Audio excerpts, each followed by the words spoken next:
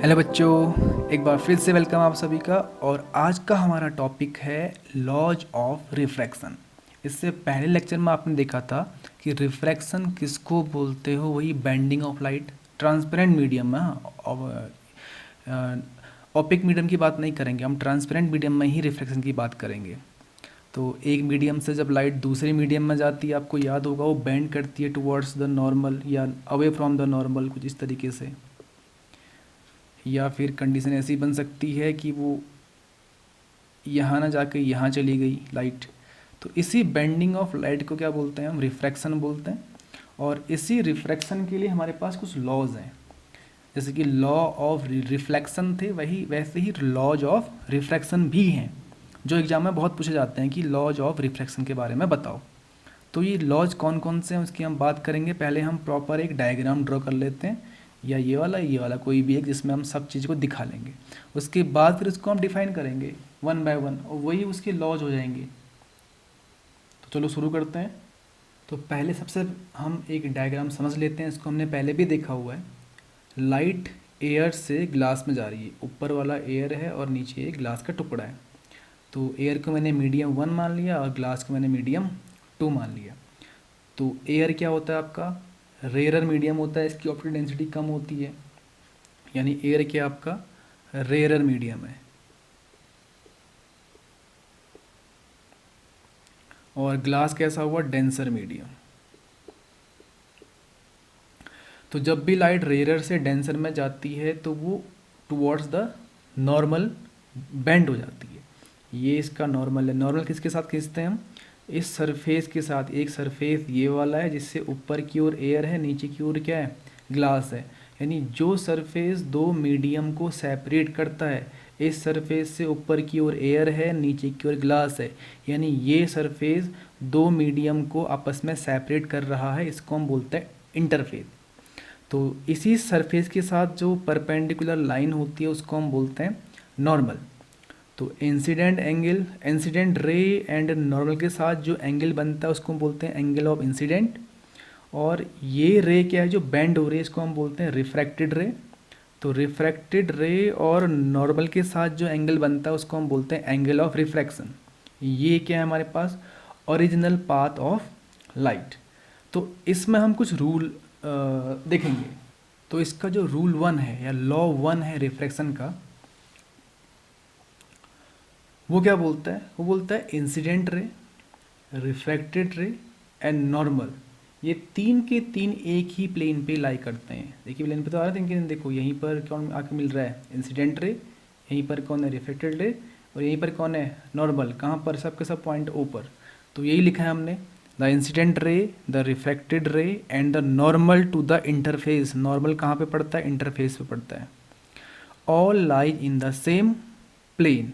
तो ये है आपका फर्स्ट लॉ ऑफ रिफ्लेक्शन। ऐसा ही कुछ कुछ रिफ्लेक्शन में भी था, यहाँ पर भी कुछ कुछ वैसा ही है। लॉ ऑफ रिफ्रैक्शन के अंदर ये है फर्स्ट लॉ, कि incident ray, refracted ray and normal all lies in the same plane. ये सिंपल वर्ड में इसको हम बोल सकते हैं। तो ये हमारा बन गया लॉ 1। अब हम पढ़ेंगे लॉ 2 के बारे में।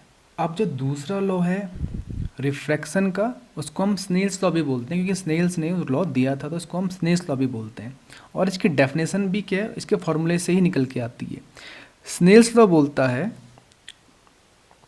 कि साइन ऑफ आई और साइन ऑफ आर का जो रेशियो होता है वो क्या होता है, हमेशा कांस्टेंट होता है।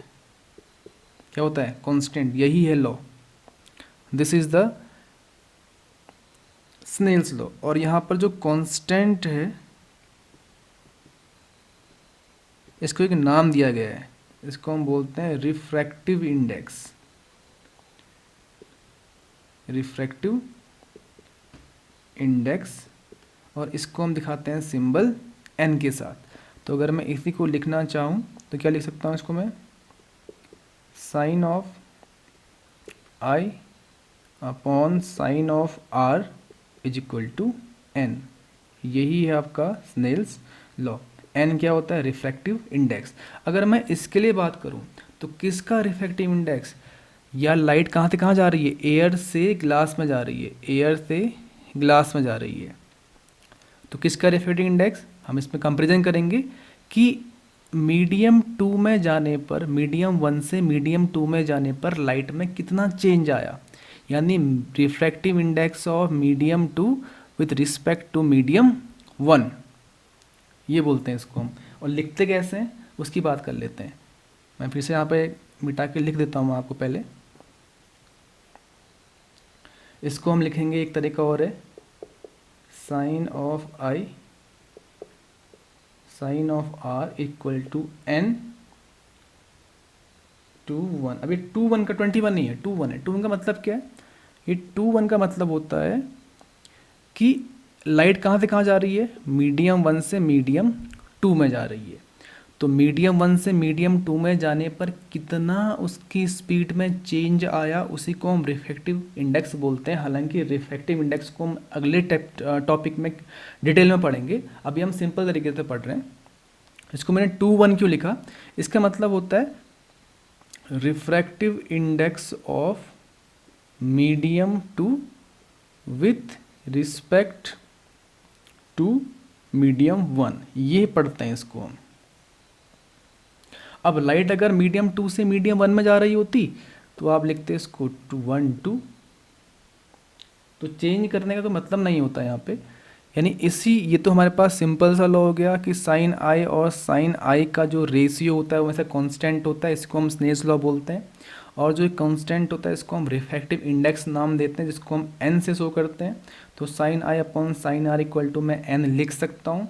लेकिन अगर मैं इस डायग्राम को कंसीडर करता हूँ तो इसमें मैंने मीडियम 1 ये माना है, मीडियम 2 ये माना है, ठीक हो गया। तो मीडियम 1 से लाइट मीडियम 2 में जा रही है, तो 1 से 2 में जाने पर उसकी स्पीड में कितना चेंज आया। जब लाइट एक मीडियम से दूसरी मीडियम में जाती है तो उसकी स्पीड में कितना चेंज आता है, उसी को हम रिफ्रैक्टिव इंडेक्स बोलते हैं। तो इसे कैसे लिखूंगा मैं, n 2 to 1। इसका मतलब ये हुआ कि refractive index of medium 2 with respect to medium 1। इसको एक तरीके से मैं और लिख सकता हूँ यहीं पर, या इसको हम sine i upon sine r equal to n. Medium 2 कौन सा है मेरे पास, ग्लास, इसको ग्लास को मैं जी लिख देता हूँ, और मीडियम 1 कौन है मेरा, ए।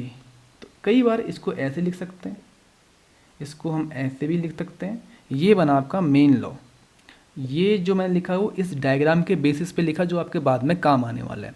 रिफ्रैक्टिव इंडेक्स तो हम डिटेल में पढ़ेंगे ही पढ़ेंगे, लेकिन आपको ये समझना ज़रूरी है 2 1 जी ए का मतलब क्या है। इसको क्या पढ़ोगे आप, refractive index of glass with respect to air, क्या पढ़ोगे इसको आप, refractive index of glass with respect to air. Same ही चीज़ है, इसको 2 और 1 लिखा है मैंने, 2 और 1 के बेसिस पे, यहाँ पर ए और जी के बेसिस पे लिख दिया। एक ही बात तो है, ए जी लिखो या 2 1 लिखो। मीडियम 2 कौन है आपके पास, ग्लास है, तो 2 की जगह जी लिख दिया।